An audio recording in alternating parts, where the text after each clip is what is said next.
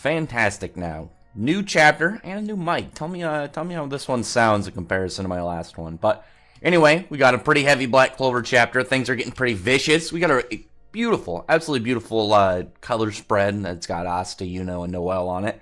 I don't know. There's something about the bright background that just makes it like so much more like intense. Generally, like Black Clover uses a lot of darker colors when it comes to a lot of these, but I don't know. I think this just looks a little bit better. I think it just adds a little bit more to the extreme situation that all these guys, well, two of them are in. This is already over. But, as it were, now in the last chapter, we had Gauche go and use this Mirror Brigade on Asta, make all these copies, to which they're all just kind of like racing in all at Dante. He's not having much of that because he just drops 50%, gets his wings and his horns, and I'm wondering if the percentages for them are all going to take different kind of shapes, because Zeno had the one horn, one wing, but he had the black energy more on his body, whereas with Dante's is just in his cloak. It looks way cleaner. It's in like that mane, and then he's got the horns and the wings, which makes me wonder about what Vanica's will be. I'm hoping hers is more like emphasized on her tail, like maybe she gets like the horns and then the tail and then wings later. I think that would just be a lot cooler and give each of them a little bit more of identity just from their devil powers in general. Just a nice little added thing.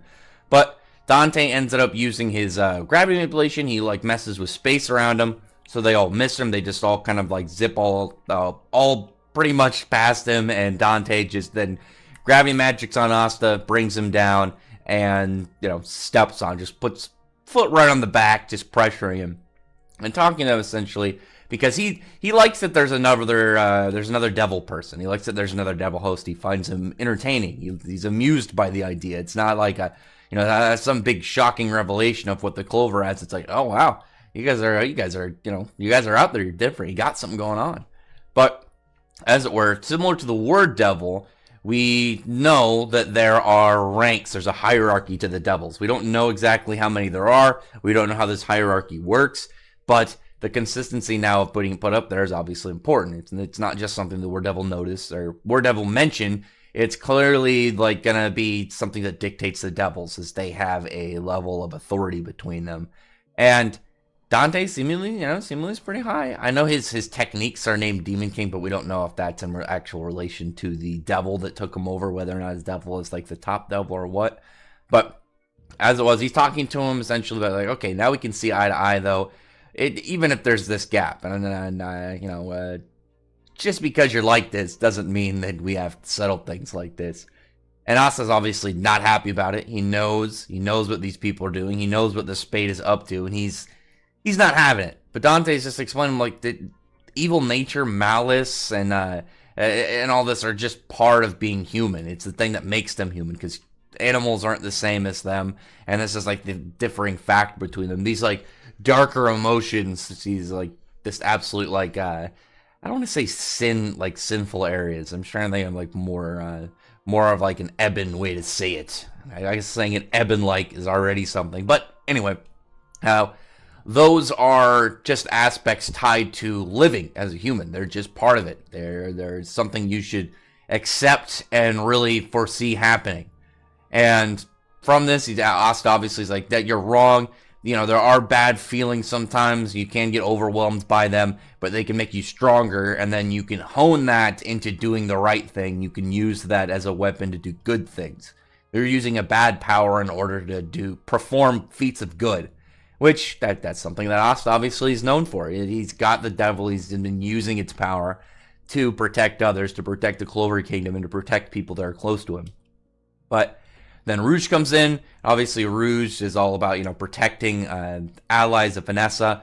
But Dante's not having that. Dante's like, listen, I know you're like, I'm going to use your crazy power, but I'm not going to allow that. And he's upset, like, you're supposed to be my woman now, so your power is not going to be being used on anyone besides me, logically, so I don't think you need this. It goes up to 60%, and when looking at it, I'm really curious of what the mark on his chest is. Like, he's got that, like, well, I guess it's because there's a strap over it, then it's covering it, but it's got this cool, like, crescent, not crescent shape, this like glimmering shape. I'm gonna have to go back and look at Hungry Joker because I'm pretty sure that's a reference to something in Hungry Joker that might lead us to more answers of what exactly his power is.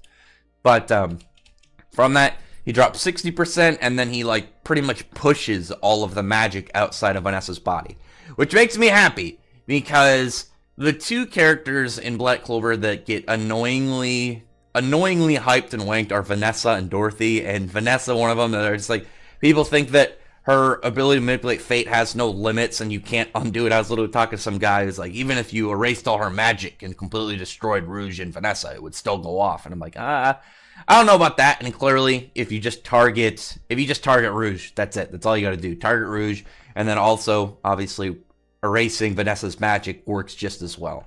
From that point, Dante just lifts up all the Black Bull members. He's just like, he gravity manipulates them to a wall, pulls out like a boulder from the ground, and then condenses it all to being like a crystal sword that he ends up plunging right into Gauch's chest. And Asta has a kind of like brief flashback of somebody calling him his son, either his mother or his father, like bleeding out, about to die, which will probably end up hopefully getting us some signs about his backstory, because we have Yuno's backstory. We don't have anything about Asta's, and Asta's is the more intriguing one for obvious reasons that might lead to why he has no magic. Who knows? But then he ends up just kind of like lifting up. I scratched my mic there. Sorry about that. He ends up lifting up the demon slaying sword. A Black Divider, all equipped, swings down to go and slash Dante, and Dante is just happy about it. He's like, "Oh, cool! This rage form," because the rage form is something that we've talked about. We talked about this before on this channel, that at some point Asta's going to need to have a kind of like loss of control state, and this is going to be that. And obviously, one of his friends getting stabbed through the chest, potentially dying, is going to be the thing to do it. And we've seen, these rage forms in a lot of other characters. It's just one of those things that, it's one of those tropes that if it happens, you're pretty happy about it. And if it doesn't happen, it's like, maybe it would be handled different. But it's like, damn, man. It's always really fun to see. I mean, you got like Aetherius Natsu, you have Sacrifar Haru, you have like Kyubimbo Naruto, the older ones, the ones who would lose control. I guess it's just Ninetales or whatever you want to call it. Hollow Ichigo. There's always those cool, like, they can't control themselves, their powers push too far. It's just really cool to see these characters who are normally not like this, kind of like in like a malefic rampage. The Natsus was funny because he's like that normally, and his Aetherius form is way more like honed and calm anger. Very strange. Anyway, with Asta though, the things to note, he's got a third horn. His black aura is like covering up part of his face. It's way more kind of like I want to say unstable. And then he's got another wing, like his arm is a claw, his leg's a claw, he's got a tail. And that is what we talked about, one thing as well, is the next thing for him big would be a tail, which at that point he's going to probably and possibly be able to triple wield. Sword in each hand and then a sword wrapped around his tail. And then the Clover shape for the tail it's actually kind of shaped like a heart too, interestingly enough. But that is all going to be very, very cool to see happen. And then the way that it's on him is very intriguing as well, because we've seen, like, we saw Asta's form when he, his normal like horn and wing kind of like shape. He's got the black arm. It's not a claw though. And then we saw a further advanced state back when they were fighting the Word Devil, and he was able to negate just magic around him to a degree. And when you see it, like the magic, not magic. Anti-magic is not magic. When the anti-magic is like radiating off his body, an easy example, like fire off Natsu. There's a difference between it on them and then radiating off them to where, it's going to be affecting the environment.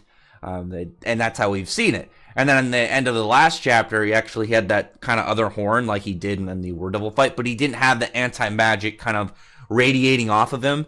So that one seems to be more of like a skill, probably kind of like how Dante, when he went from 50 to 60%, he was able to use his gravity magic to affect the mana inside of Vanessa's body. He pushed the magic, he's like the weight of gravity to push the magic outside of her so she couldn't use it in general, which is very interesting.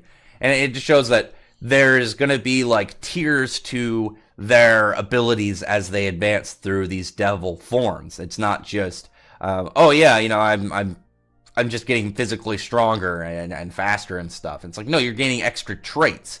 which I'm guessing that's that's going to be kind of like the demon light. You remember with well, obviously with Patri, he's got light and demon light. Maybe that's their warped versions. Like demon gravity can like not just affect the physical body, but can affect the magic in their body. Someone's like, oh well, maybe the advanced version of anti-magic, it also doesn't just affect stuff it hits, it affects stuff around it, kind of thing.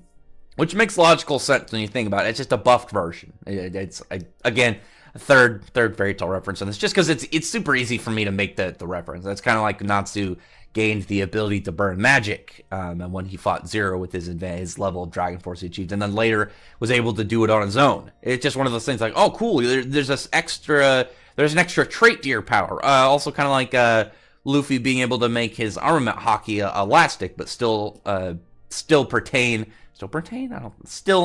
Still contain. I don't know why I said pertain. Still contain the rubber, or still contain the armor like density and hardness and the strength, but gain a rubber property on top of it. It's one of those things that it's like, oh cool. It's not some brand new power. It's just an extra perk to what I already have. Which, as we can see here, it's probably what Asta's going to do. Probably why the gravity isn't affecting him as much and why he's able to get up. So next chapter is going to be pretty hype. I'm wondering when Yami's going to show up, because it's going to be really weird if he showed up for Yami, like their crew is like, oh yeah, we're going to defend Yami, we're going to try and fight this guy that wants to take him, and then Yami doesn't even show up. I think Yami's going to show up and then end up really kind of having like a Laxus saves the Fairy Tail Guild kind of moment where he just shows up ready to chat out. Well, he saved him to a degree, and again, I keep making the references, but you gotta understand, it's super easy for me to do. Anyway, comment below. Tell me your thoughts are about this chapter. I'm wondering if Asta's going to do or triple wield. I want to see him triple wield. I want to see what that tail can do. The extra little wing, I don't really see him capable of doing. There wasn't a known percentage given. I'm guessing probably like 70%, something like that, 70 to 75. To some notable amount that's really kind of going to be putting an absolute level of agony on him. I mean, the fact that he's drooling while he's doing this shows that he's not in control. He's kind of like losing it a little bit. He's probably getting a little bit delirious. Now he's gonna just rampage at this point. And I really like that his arm, when he brought up the sword, it looked like it was being extended by anti-magic. It wasn't just coated in it. It looked like it would get bigger, kind of like just like not augmentation, kind of like an anti-magic prosthetic, and just an extension, I guess, is really the easiest way to describe it as well. But anyway, other than that, comment below. Tell me your thoughts about this chapter. Tell me your thoughts about what's going on and what you want to see come up in the next one.